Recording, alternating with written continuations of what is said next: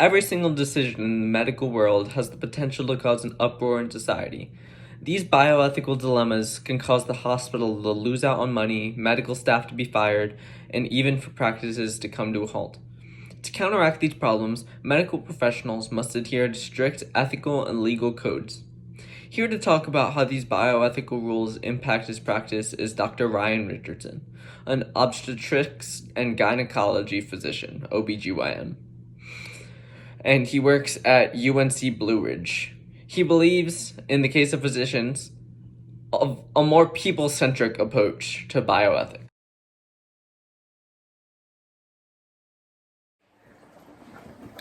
Well, everything we do is based on bioethics, but it's never my bioethics that matter. It's the bioethics of the patient.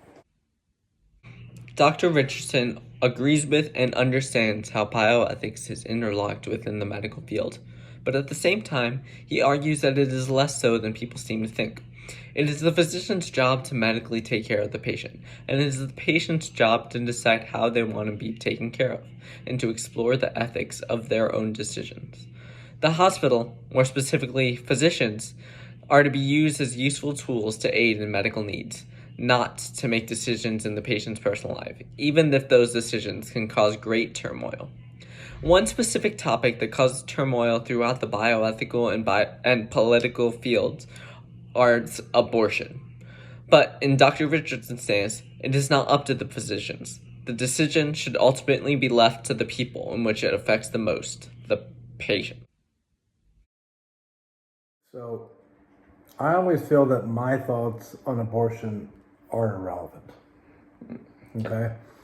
The only relevance is, or what are the patient's thoughts on abortion? There's probably no such thing as truly non-biased counseling, in all fairness, but I try to think I do that with it, and it's up to the patient to make their decision on what they want. There are many tools to help patients make this decision. A big one is the legal system. This tool famously causes a lot of social turmoil, and it is challenged when you take abortion a step farther, infanticide. Fundamentally, there is little difference between infanticide and abortion. At their cores, both involve the destruction of something with the potential to have a human life. But legally, there is a very big difference. Abortion in North Carolina is illegal, ignoring anomalous examples, before 12 weeks of gestation. Infanticide, on the other hand, is illegal across the entirety of the United States. These two can have the same motives behind them: financial, medical, social.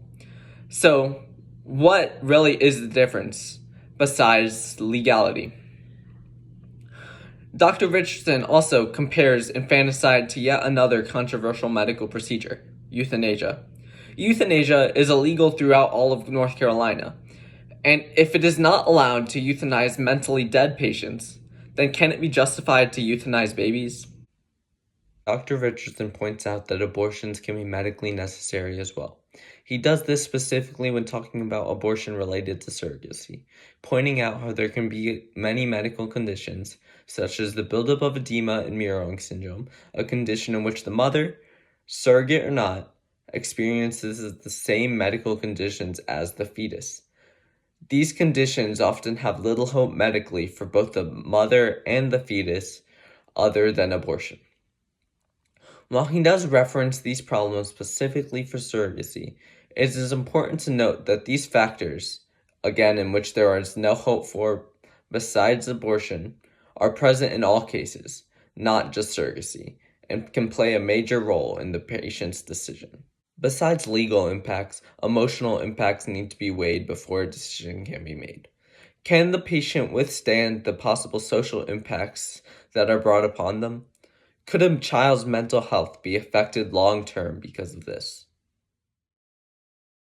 Well, I think whenever you take a life, whether it be a war in the womb or wherever else, there are potential psychological aspects to that forever.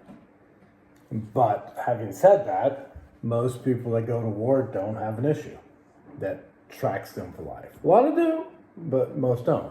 Most people that don't give a termination will find a way to ethically justify it to themselves.